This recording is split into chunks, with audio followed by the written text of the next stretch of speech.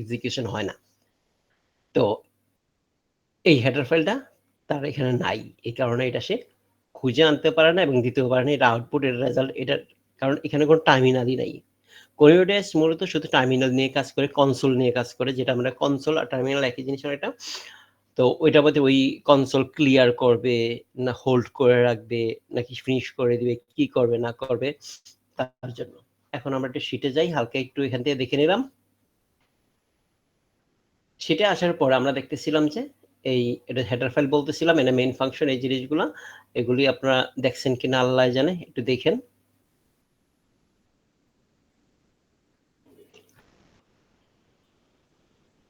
আমরা data type সম্পর্কে এই জিনিসগুলো দেখেছিলাম, জাস্ট একটু হালকা আপনাদের চোখের সামনে বলে যাচ্ছি যাতে আপনাদের দেখে কিছুটা মনে পড়ে।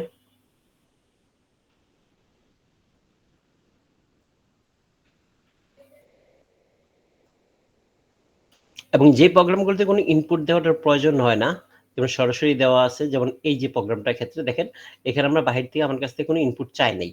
তো সো এইটা দেখবেন আবার ঠিক মতো এখানে রান করবে। প্রিন্টএফ এত নেই, কন্ট্রোল সি, ও আরো রয়ে গেছে, তো এখান থেকে শুরু হবে। এটা কিভাবে আনবো? দুইভাবে নিতে হবে, দুইবারে।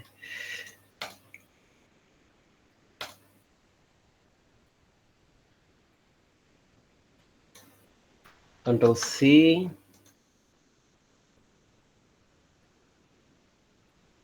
কন্ট্রোল ভি, পেস্ট করে দিলাম। এবার বাকি অংশটুকু নিয়ে আসি।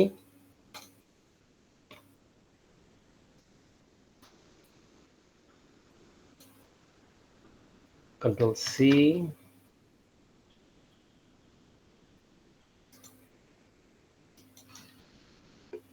Control V, run. এখানে ইরর দিল, কোথায় ভুল ছিল?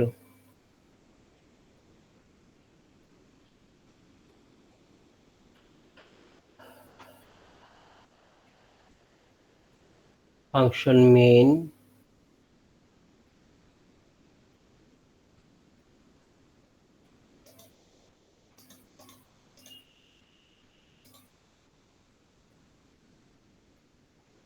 মেইন ফাংশন, পুরো প্রোগ্রামটা মনে হয় ঠিক মতো আসে নাই। ইয়েস, এই যে প্রিন্ট ট্যাব এগুলো এলোমেলো চলে আসছে। আচ্ছা, আমি ওয়ার্ড ফাইলটার থেকে নিয়ে আসি।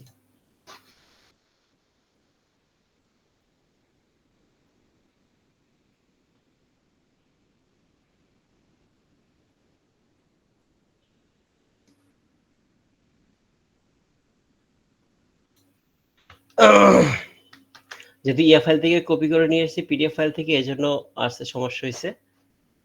কন্ট্রোল ভি, হ্যাঁ, এখন পুরোপুরি স্ট্রাকচার একদম ঠিক মতো আসছে।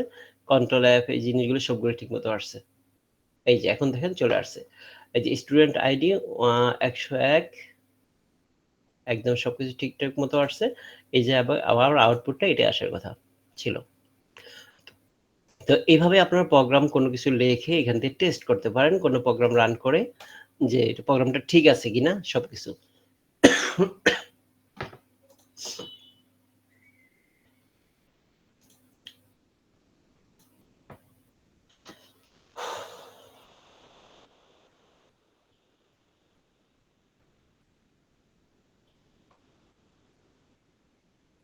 আমরা এতটুকু দেখেছিলাম, স্ট্যাটিক ভেরিয়েবল, অটোমেটিক ভেরিয়েবল, রেস্টার্ন,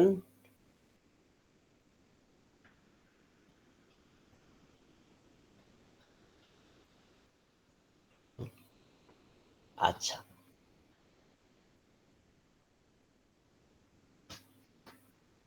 আচ্ছা, এখান থেকে আমরা শুরু করি।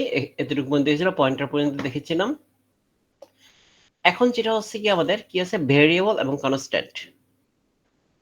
তো ভেরিয়েবল জিনিসটা কি সেটা আমরা অন্য গত পাইথনের মধ্যে আমরা দেখেছিলাম ভেরিয়েবল এবং কনস্ট্যান্ট সম্পর্কে। তো ভেরিয়েবল আমরা জানি যে এটা একটা চলক, এটা নামযুক্ত মেমোরি স্থান, এটা মেমোরির যেখানে নাম দিয়ে নির্ধারণ করা হয়েছে সেটাকে বলতেছি আমরা ভেরিয়েবল। আর কনস্ট্যান্ট কি, যেটা মান পরিবর্তিত হয় না, প্রোগ্রামের মধ্যে ফিক্সড থাকে। আর ভেরিয়েবলের মান প্রোগ্রামের মধ্যে যে কোনো সময় প্রোগ্রাম রান অবস্থায় যে কোনো মুহূর্তে তার মান চেঞ্জ হতে পারে, পরিবর্তন হতে পারে, কিন্তু কনস্ট্যান্টের মান ফিক্সড থাকে, পরিবর্তিত হয় না। এখন ভেরিয়েবল ডিক্লারেশনটা কিভাবে হয়? ডেটা টাইপ ভেরিয়েবল নেম, এই যে দেখেন যেমন ডেটা টাইপটা হয়ে থাকে, ডেটা টাইপ কি ইন্টিজার, তারপর ভেরিয়েবলের নাম হয়, ডেটা টাইপ থাকে আর থাকে ভেরিয়েবলের নাম। প্রথম ডেটা টাইপ আমরা ডিক্লেয়ার করি, তারপর ভেরিয়েবলের নামটা ডিক্লেয়ার করি, এটা হচ্ছে ভেরিয়েবলের ডিক্লারেশন। আর এই ভেরিয়েবলের ডিক্লারেশনের ক্ষেত্রে আমরা একসাথে একাধিক দিতে পারি। তার এক্সাম্পল হচ্ছে এটা, যেমন ইন্টিজার হচ্ছে data type, integer type data, char হয়ে char type data, character type data, অথবা ফ্লোট টাইপ হতে পারে, ডাবল টাইপ হতে পারে। এ বি সি কমা দিয়ে আমরা আলাদা আলাদা করে একসাথে অনেকগুলি ভেরিয়েবল ডিক্লেয়ার করতে পারি, এটা হচ্ছে ভেরিয়েবল ডিক্লারেশন। আর উদাহরণ এক্সাম্পল জাস্ট এখানে দেওয়া আছে, যেমন integer, age, float, height, character, এই জিনিসটা এখানে আমরা ডিক্লেয়ার করে দিয়েছি, এবং এইটাও চাইলে আমরা ওইখান থেকে রান করে দেখতে পারি যে ঠিক আছে এরা। তো চলকের যে বৈশিষ্ট্যগুলি আছে, এই বৈশিষ্ট্যগুলি আমরা দেখেছিলাম, সেটা হচ্ছে নামের শুধুমাত্র অক্ষর অথবা সংখ্যা আন্ডারস্কোরের মধ্যে ব্যবহার করা যায়। প্রথম অক্ষর প্রথম অক্ষর সংখ্যা হইতে পারবে না, বা নিউমেরিক ডাটা হইতে পারবে না, এবং এটা কেস সেন্সিটিভ, বড় হাতে ছোট হাতে যেটা দিয়ে আলাদা আলাদা বোঝায়, যেমন এখানে এইজকে ব্যাখ্যা দিয়ে বোঝানো হয়েছে। আর কোনো কিওয়ার্ড আমরা ব্যবহার করতে পারবো না ভেরিয়েবলের ক্ষেত্রে, যেমন এইজ, স্টুডেন্ট, নেম, এই যেমন আন্ডারস্কোর দিয়ে ইউজ করা হয়েছে দুইটা স্পেসকে, এটা সঠিক আছে ভুল, এই যে প্রথম শুরুকে নিউমেরিক দেওয়া হয়েছে, আর এখানে হচ্ছে কি দেওয়া হয়েছিল, এটা কিওয়ার্ড ইউজ করা হয়েছে, কারণ এই ফ্লটটা হচ্ছে গিয়ে একটা ফাংশনের নাম বা ভেরিয়েবলের নেম। আর যে মাই নেম, এই যে এখানটা হাইফেন ইউজ করা হয়েছে, হাইফেন ইউজ করা যাবে না, যেটা মাঝখানে আমরা প্রয়োজনে আন্ডারস্কোর ইউজ করতে পারি, হাইফেন এবং স্পেস এগুলো ইউজ করা যায় না। তো ভেরিয়েবল কয়েকভাবে ভাগ করা হয়েছে, কয়েক প্রকার ভেরিয়েবল আছে, আমরা দেখছি local variable, global variable, static variable, automatic variable এবং স্টার্ন ভেরিয়েবল।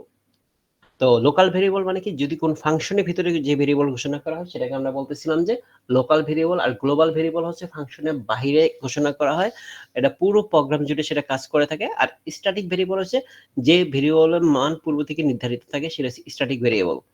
অটোমেটিক ভেরিয়েবল করে সাধারণত ফাংশনের ভিতরে ইন্টারনালি সেটা তার প্রয়োজনে জেনারেট হয়, আবার সেটা সক্রিয় হয়, আবার সেটা নিষ্ক্রিয় হয়ে যায়, মানে অটোমেটিকলি এটা ভিতরে সক্রিয় হয়ে ওঠে, সেটা হচ্ছে অটোমেটিক ভেরিয়েবল বলতেছে। আর স্টার্ন ভেরিয়েবল কোনটা, অন্য ফাইলে ঘোষণা করা গ্লোবাল ভেরিয়েবল, অন্য ফাইলে ঘোষণা করা কোনো ভেরিয়েবল যদি থেকে থাকে, যখন অন্য কোনো ফাইলের ভিতরে ঘোষণা করা হয়েছে, যখন ওই প্রোগ্রামটা রান করা হয় তখন ওই একটা লিঙ্ক থাকে, ওই লিঙ্কিং ফাইল থেকে সে ওই ভেরিয়েবলটা কল করে নিয়ে আসে, সেটাকে বলতেছে আমরা স্টার্ন ভেরিয়েবল। এটা সাধারণত বড় ধরনের কোনো সফটওয়্যার জন্য প্রোগ্রাম যখন তৈরি করা হয় তখন এটা আমরা দেখতে পাই। এবার আমরা আসি কনস্ট্যান্ট। কনস্ট্যান্ট হচ্ছে গিয়ে যার মান পরিবর্তিত হয় না, ফিক্সড থাকে, সেটা হচ্ছে কনস্ট্যান্ট। যেমন এই যে ইন্টিজার কনস্ট্যান্ট থাকে, ফ্লোট কনস্ট্যান্ট থাকে, ক্যারেক্টার কনস্ট্যান্ট থাকে, মানে এটা হচ্ছে ডাটা টাইপ। এই ইন্টিজার টাইপও কনস্ট্যান্ট থাকে, ফ্লোট টাইপও হয়, ক্যারেক্টার টাইপও হতে পারে, স্ট্রিং টাইপও হতে পারে, এবং সিম্বলিক কনস্ট্যান্টও হতে পারে। সিম্বলিক কনস্ট্যান্টের ক্ষেত্রে যেমন হচ্ছে ডিফাইন করা হয়েছে গিয়ে পাই এর মান 3.1416, এটা হচ্ছে পাই এর মান, এটা আমরা ডিফাইন করে দিলাম যে একটা নির্দিষ্ট নাম দিয়ে সেই নামের একটা মান আমরা ফিক্সড করে দিলাম, সেটা হচ্ছে গিয়ে। আর সিম্বলিক বলতেছি কেন, কারণ এটা হচ্ছে আমাদের কি, যে আমরা জানি পায়ের মানে, তো সেটাকে আমরা ডিফাইন করে দিচ্ছি। আর স্ট্রিং টাইপ হচ্ছে যে নাম ইউজ করা হইতেছে, ক্যারেক্টার ইউজ করা হইতেছে, আর এখানে দশমিক ইউজ করা হয়েছে, আর এখানে হচ্ছে নন দশমিক পূর্ণ সংখ্যা, এই জন্য ইন্টিজার টাইপ বলতেছি। আর এক্সাম্পল স্বরূপ এখানে দেখেন সবগুলি দেওয়া হয়েছে, এই যে ডিফাইন করা হয়েছে, এটাকে হচ্ছে সিম্বলিক কনস্ট্যান্ট। আর হচ্ছে কনস্ট্যান্ট ভেরিয়েবল, এই যে কিভাবে ডিক্লেয়ার করেছে দেখেন, কনস্ট ইন্টিজার ইয়ার এত, ফ্লোট ইয়ার এরিয়া আর সমান 5, এগুলি আমরা কিছু একদম ফিক্সড করে দিচ্ছি, এই ভেরিয়েবলের মান ফিক্সড। তো এবার আমরা আসি চলক আর ভেরিয়েবলের মধ্যে জাস্ট নর্মাল পার্থক্য। প্রোগ্রাম চলাকালীন পরিবর্তিত হতে পারে, প্রোগ্রাম চলাকালীন পরিবর্তন করা যায় না, এটা হচ্ছে প্রোগ্রাম চলাকালীন পরিবর্তন করা যায় না। আর ঘোষণা করতে হয় এইভাবে, আর এটা ঘোষণা কিভাবে করতে হয়, প্রথম আগে এখানে এই অক্ষরটা লিখে দিতে হয়, CONST, তাহলে বোঝাচ্ছে যে এটা কনস্ট্যান্ট। অথবা আমরা কি করতে পারি, এই যে হ্যাশ সাইন দিয়ে ডিফাইন করে দিতে পারি। ডিফাইন করলে এটা কোথায়, ঠিক হেডার ফাইলের নিচে আমরা এটা ডিফাইন করে দিই, যে ফাংশনের উপরে ডিফাইন করে দিই, তাহলে পুরো প্রোগ্রাম জুড়ে সেটা কাজ করে থাকে। ডেটা সংরক্ষণ ও পরিবর্তন ব্যবহৃত হয়, আর এসে স্থায়ী মান প্রদর্শনের জন্য ব্যবহৃত হয়। আর উদাহরণ কি এজ, হাইট আর এসে পাই, ইয়ার। এটা জাস্ট এই উদাহরণটা না লেখলে চলবে, উদাহরণ ইম্পর্টেন্ট না। তো এখানে হচ্ছে এক্সপ্রেশন। এবার আসি আমরা এক্সপ্রেশন। এক্সপ্রেশনটা কি?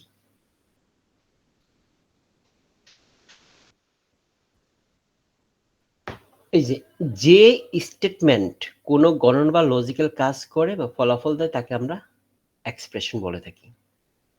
যেই স্টেটমেন্ট আমরা যদি কোনো স্টেটমেন্ট দিয়ে থাকি, যে স্টেটমেন্ট কি হচ্ছে গণনা বা লজিক্যাল কাজ সম্পূর্ণ করে ফলাফল দেয়, গণনা বা লজিক্যাল মানে কাউন্টিং অথবা লজিক্যাল কাজ করে সে ফলাফল দেয়, সেটাকে আমরা বলি স্টেটমেন্ট।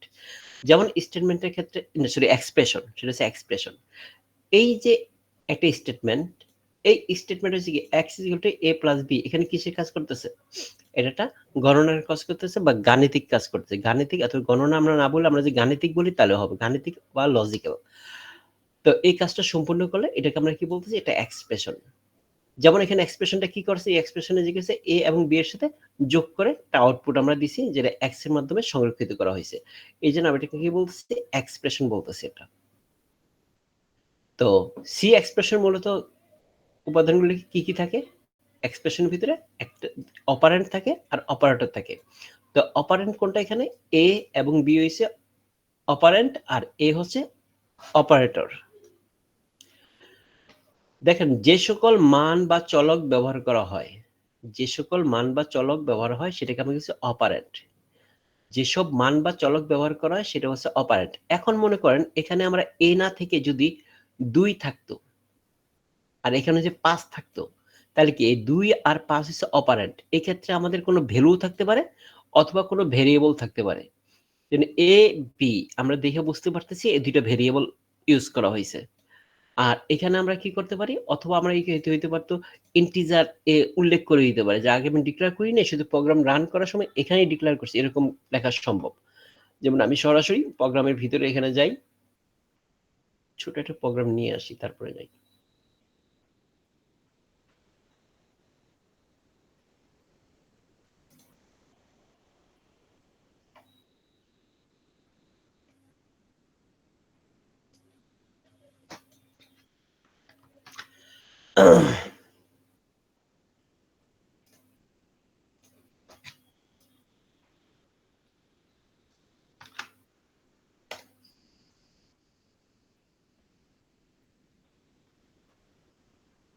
আচ্ছা, এই জিনিসটা এখানে আসছে। আমি এখানে আরেকটা জিনিস ডিক্লেয়ার করি এখানে নরমাল ভাবে। সাপোজ আমি ডিক্লেয়ার করলাম int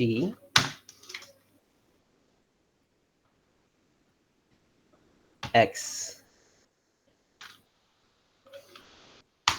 আবার এখানে ডিক্লেয়ার করলাম কি x =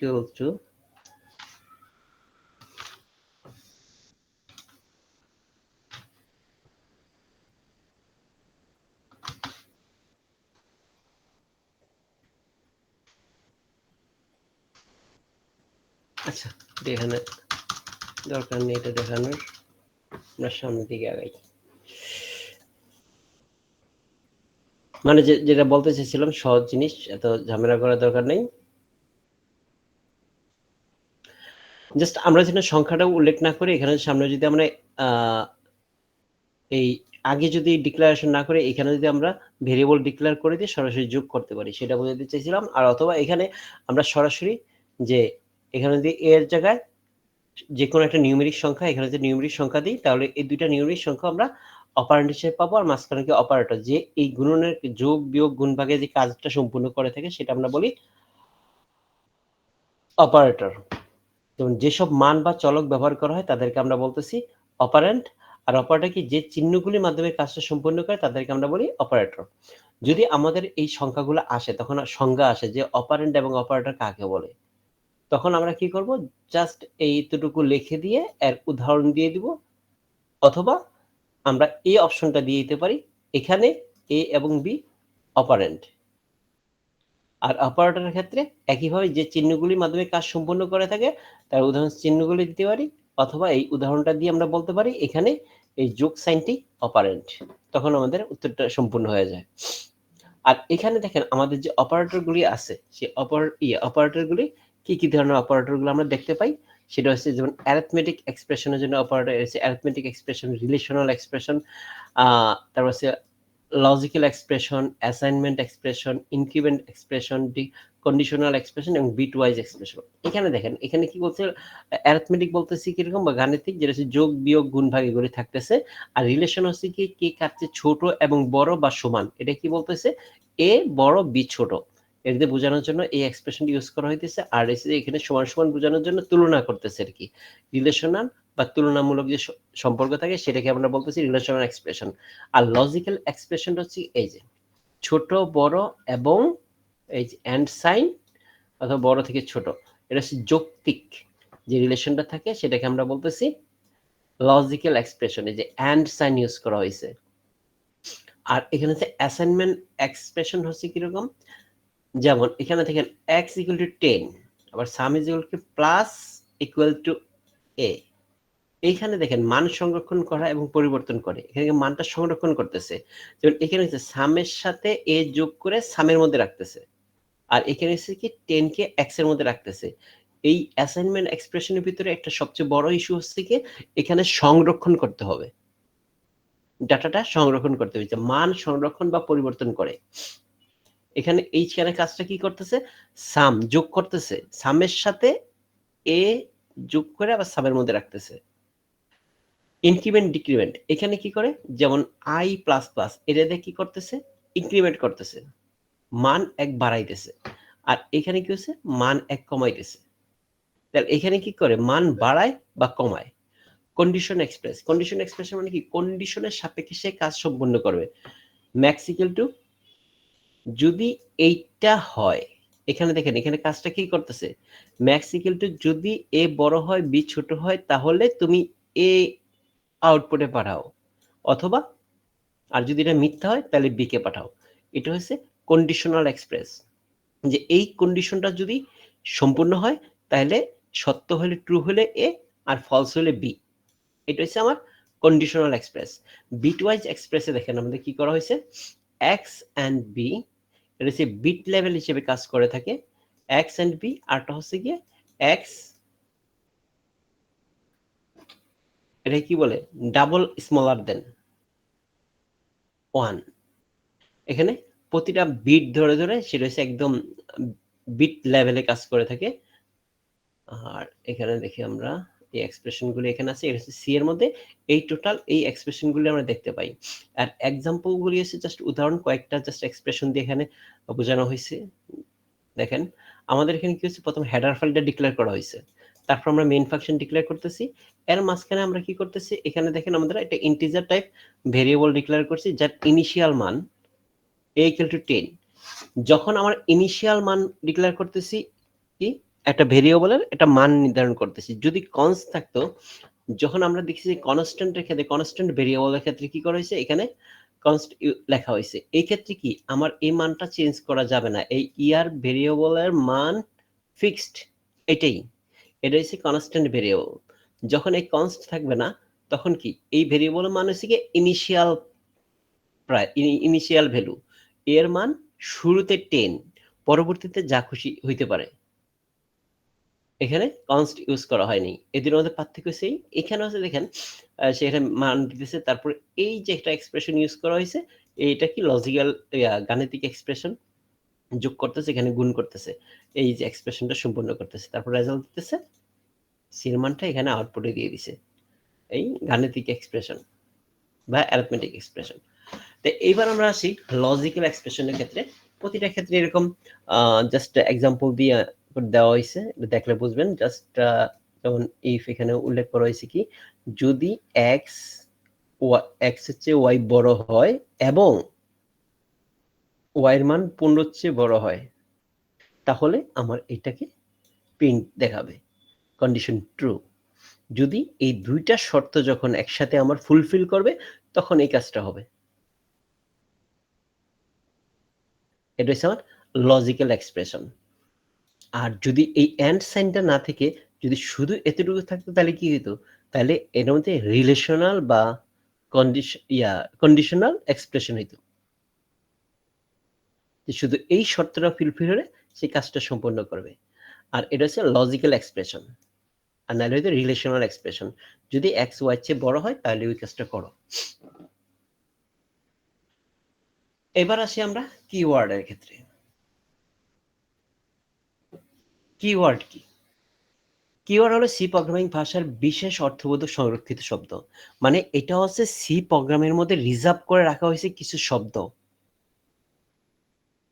যেটা কিনা কম্পাইলারকে নির্দিষ্ট কোনো কাজ করতে নির্দেশ প্রদান করে থাকে। তাহলে কিওয়ার্ডটা কি? কিওয়ার্ড হচ্ছে প্রোগ্রামিং সি এর মধ্যে বা সি প্রোগ্রামিং ভাষায়, এটা প্রত্যেকটা ল্যাঙ্গুয়েজের ক্ষেত্রেই এরকম কিছু কিওয়ার্ড থাকে। যেহেতু আমরা সি নিয়ে পড়তেছি তাই সি এর কথা বলতেছি। কিওয়ার্ড হলো সি প্রোগ্রামিং ভাষায় বিশেষ অর্থবোধক সংরক্ষিত শব্দ।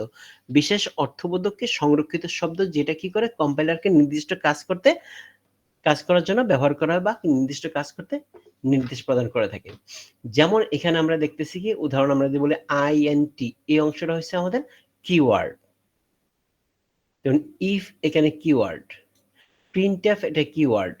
এখানে আইএনটি কি, এটা ডাটা টাইপ ডিক্লেয়ার করা হয়েছে। ইফ হয়েছে কি, এখানটা শর্ত যাচাই করার জন্য ডিক্লেয়ার করা হয়েছে। আর যে প্রিন্টএফ ইউজ করা হয়েছে কিসের জন্য? আউটপুট প্রদান করার জন্য। এগুলি হচ্ছে আমার কি কিওয়ার্ড। এগুলি আমরা অন্য কোথাও কিছু কোনো কাজে ব্যবহার করতে পারবো না। আর সি প্রোগ্রামিং ভাষার ভিতরে কয়টা কিওয়ার্ড আছে? সি প্রোগ্রামিং ভাষার ভিতরে 32টি কিওয়ার্ড আছে সি এর, যেটা হচ্ছে এনএসআইসি অনুযায়ী। যে এনএসআইসি তে যেটা উল্লেখ করা হয়েছে, মূল সি, যেটা রুট সি বলতে পারি আমরা, মেইন সি, সেটার মধ্যে আমাদের, কারণ কি সি তো আপডেট হইতে হইতে সি প্লাস প্লাস অনেক পর্যন্ত চলে গেছে। আমাদের এই যে সি আছে, নর্মাল এনএসআইসি, যেটা শুধু সি প্রোগ্রামিং বলা হয়, এইটা কিন্তু অবজেক্ট ওরিয়েন্টেড কাজ করতে পারে না, ক্লাস এবং অবজেক্ট নিয়ে কাজ করতে পারে না। কিন্তু সি প্লাস প্লাসে কিন্তু সে ক্লাস নিয়ে কাজ করতে পারে, অবজেক্ট নিয়ে কাজ করতে পারে। তো সো এই সি কিন্তু অবজেক্ট ওরিয়েন্টেড ভাষা না। তো এই সি এর মধ্যে কি কয়টা কিওয়ার্ড আছে? 32 কিওয়ার্ড আছে। আমি 32টা কিওয়ার্ড এখানে উল্লেখ করে দিয়েছি। এই যে 32টা কিওয়ার্ড আছে এখানে টোটাল।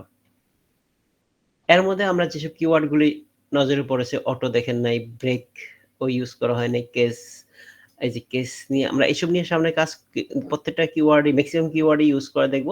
এই যে কার দেখেছেন, কনস্ট দেখেছেন, কন্টিনিউ, ডিফল্ট, ডু এরও দেখা হয় না, ইলস দেখেছেন, এক্সটেন্ড, ফ্লট, ফর, গো টু, ইফ দেখা হয়েছে, আইএনটি দেখা হয়েছে, লং, রেজিস্টার, রিটার্ন, শর্ট।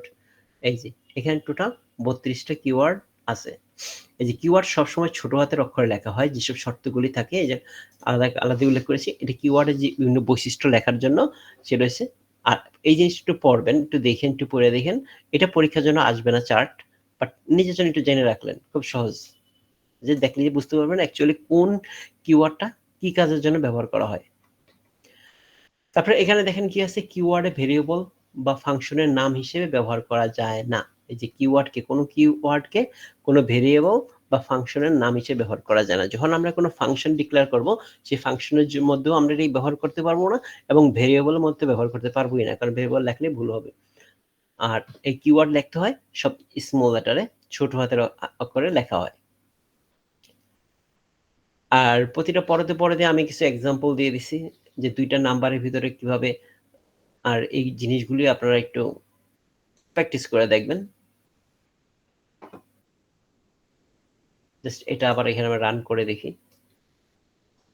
আমি তো এটা ইয়া থেকে নিছি, হবে না। এখানে যে প্রিন্টটা উঠে না, সব লেখা আসে না ঠিক মতো। এটা ইয়া থেকে নিতে হবে, এমএস ওয়ার্ড ফাইল থেকে।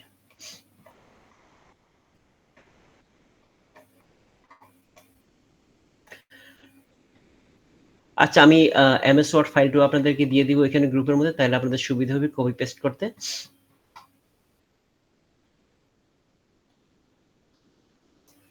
প্রোগ্রাম দেখতে পারলেন, কারণ পিডিএফ ফাইলে অনেক সময় পিডিএফ ফাইল থেকে এগুলি কপি করতে গেলে প্রোগ্রামের অনেক অংশগুলো ভেঙে যায়। দেখে দেখে লিখতে পারবেন। আর দেখে দেখে লেখলে একটা সুবিধা আছে, সেটা হচ্ছে অন্তত লেখলে তো জিনিসটা আছে, a is smaller than b, দুইটা সংখ্যার ভিতরে এইটা সুন্দরভাবে রান করছে, আমরা দেখতে পাইছি আউটপুট চলে আসছে।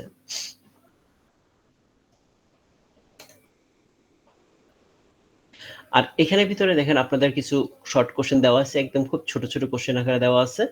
এটি জাস্ট একটু দেখলেন, কিছু পড়েন।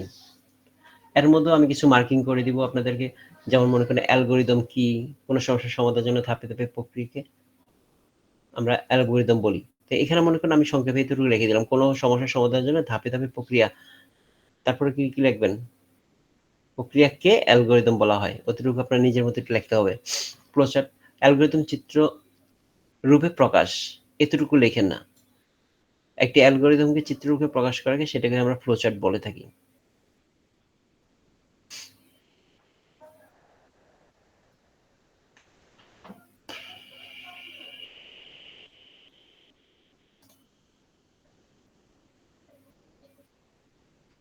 আপনারা কি শুনতে পাচ্ছেন?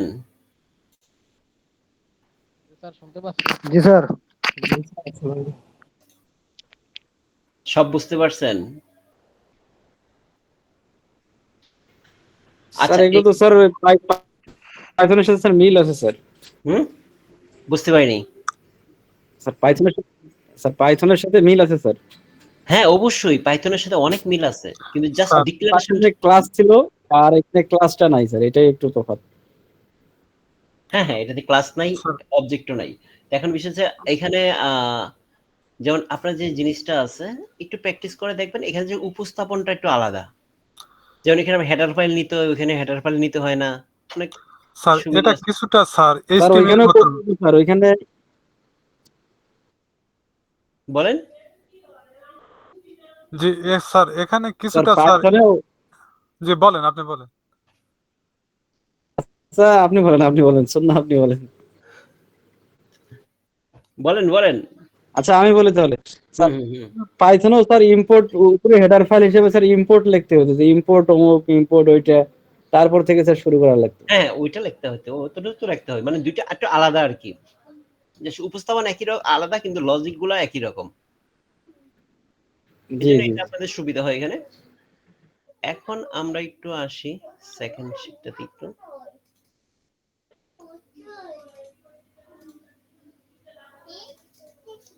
স্যার এগুলো স্যার মোটামুটি সবগুলো একই রকম স্যার, কিন্তু একটু ইয়াগুলো ভিন্ন। স্যার এইচটিএমএল কাজ করলাম, তারপরে দেখলাম, তারপরে পাইথন, তারপরে সি, সবগুলো এক হয়, খালি ইনপুট দিতে হবে, আউটপুটটা ভিন্ন আসবে, কিন্তু ইনপুটের মেথডোলজি যেটা আছে সেটা একটু ভিন্ন হ্যাঁ, স্যার, এরকম। Almost same. হ্যাঁ, এটা ঠিক বলছেন, অলমোস্ট সেম। এই ফাইলটাতে ওপেন করি না, ওপেন করি আমি এটা।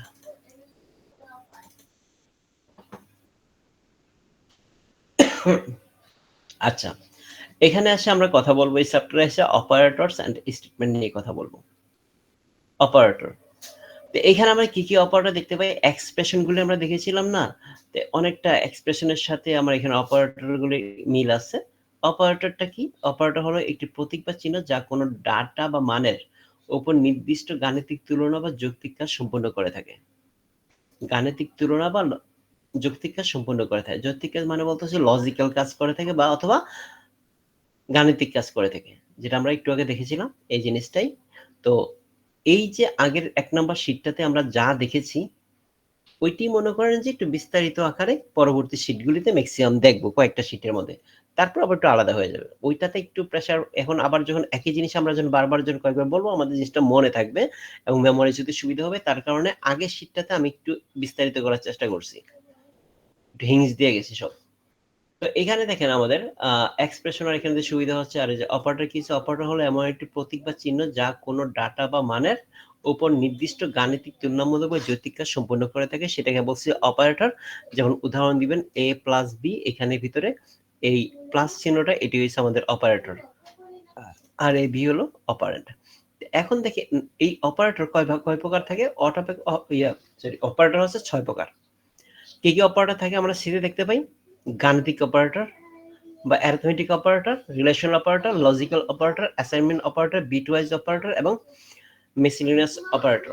তো মিসেলেনিয়াস বলতে বিবিধ বলতেছে, মানে অন্যান্য অপারেটর। তো এগুলি বিশেষায়িত অপারেটর হিসেবে কাজ করে থাকে, যেটা বিবিধ অপারেটর মানে হচ্ছে, অথবা ব্যতিক্রমধর্মী অপারেটর বলতে পারেন। তো আমরা একটা জিনিস আমি লক্ষ্য করছি যে আপনাদের পরীক্ষা খাতা থেকে আমি যে জিনিসটা বুঝতে পারছি অনেকে যেটা ভুল করে থাকেন। যেমন আমি এখানে দেখেন যে বাংলায় লিখে দিয়েছি এবং ইংলিশে লিখেছি। এটা হচ্ছে আপনার বুঝার সুবিধার্থে আমি ইংলিশে এবং বাংলায় ২ টাতে লিখেছি। কারণ অনেক সময় আপনাদের পরীক্ষায় বাংলাও আসে, ইংলিশও আসে। তো আপনারা কিন্তু যেকোনো একটা লিখবেন। অনেকে দেখেছি এরকম যে বাংলায় লিখতেছেন আবার ব্রেকেট দিয়ে ইংলিশে লিখতেছেন। আবার ইংলিশে লিখতেছেন বাংলায় ব্রেকেটে লিখতেছেন বা সামনে হাইফেন দিয়ে লিখতেছেন। যেকোনো একটা লিখবেন। ২ টা লেখা কিন্তু আপনাদের টিচারকে বোঝানোর দরকার নাই।